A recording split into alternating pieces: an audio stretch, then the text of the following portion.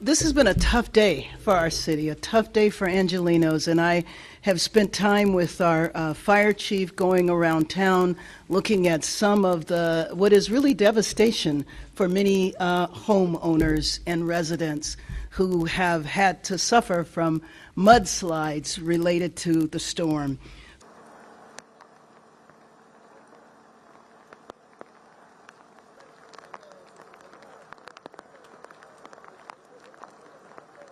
We anticipate the rains for a couple of more days, but know that we are not standing alone in our city.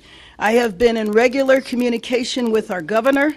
Vice President Harris has reached out to us to let us know on the federal level and on the state level they are there, they are with us, they are standing by, and will be helpful with anything that we need.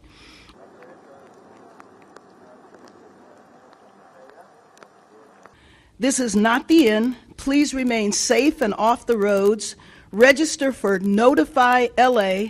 The city, again, and all of the first responders will be working around the clock to serve, and we will keep you informed as the storm continues.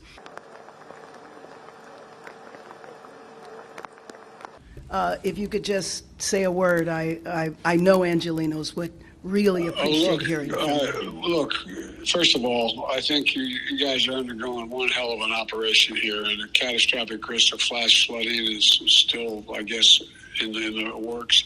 You know, I just got off the phone with Governor Newsom.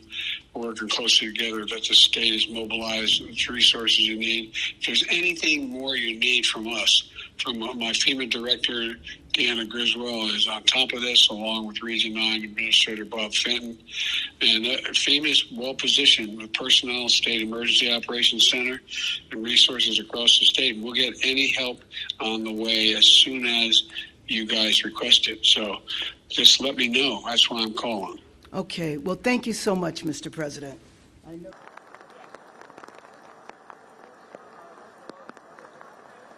Now, at approximately 2:45, LAFD resources responded to a river rescue operation in the Pacoima Wash at Foothill Boulevard. A bystander reported a man jumped into the flowing water in pursuit of his dog. Now, LAFD firefighters, including specialized swiftwater rescue, urban search and rescue helicopter crews, successfully rescued the resident and his dog in a coordinated operation. LAFD operations lowered a rescuer into the water who was able to grab the patient, who was still conscious. He was later treated at a local hospital, and his canine was able to swim to the edge and escape the rapids. The rescue is a dramatic example of why we're asking residents to please stay away from the LA River and other moving water. Let me know if they're going to short haul them over to you, and if so, we'll get a rescue your way. Otherwise, let me know if they're just going to transport.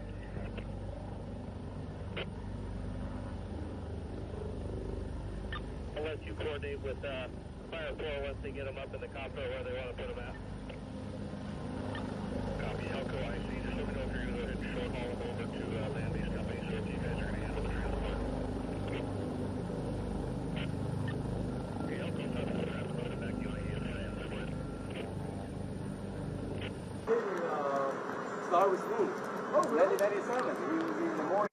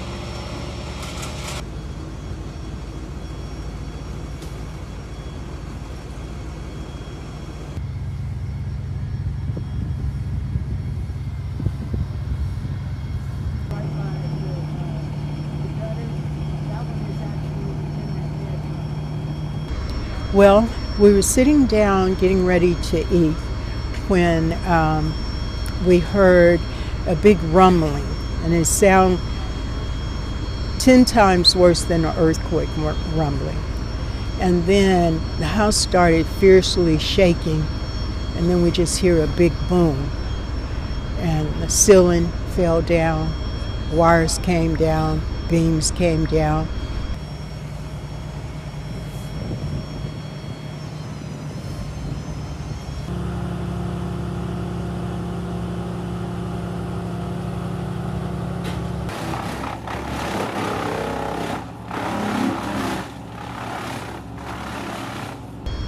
It was just terrible, and it was frightening. It's something that you never want to hear, feel, or experience.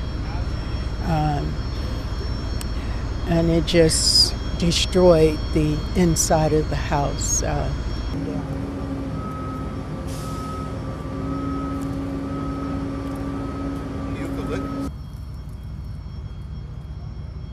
What room is that?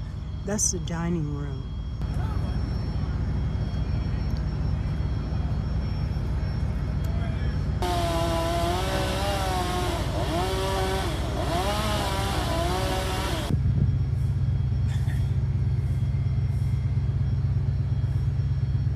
And then it fell on my house. There's been trees falling all around here, and trees down the street. These trees they need to do something about it. I think the city needs to do something about it.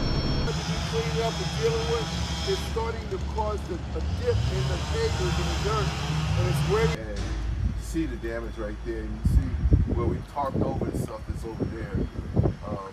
It's like as soon as I got home, tree snaps and falls on the power line and takes out the line and one of the poles, and right then and there we lost power. And like literally 10 minutes later, the wind takes my canopy.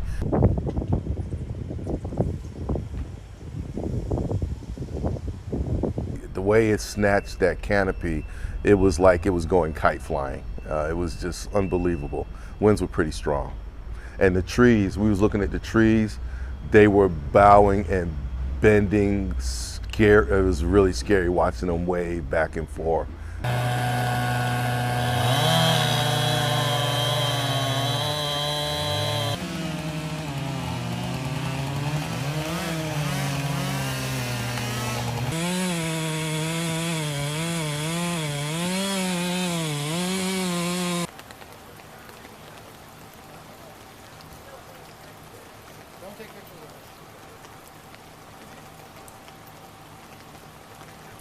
So last night at midnight, we were watching Shrek 2, and my friend comes in, and he's like, I just tread up the hill in mud. We had no idea. We heard it was raining, but we didn't know there was anything like that. We looked outside, and there's 1.5 feet of running water outside of the house, and it starts seeping through the doors. And so they start boarding up the doors, and I'm like running equipment upstairs, because we have studios downstairs, and like we're trying to save things. And we make the decision to go to our neighbor's house. In the evening, we wake up, and my car's in 5 feet of mud. His car's in, your car's fine, but other friends in 3 feet of mud, and the house is not good.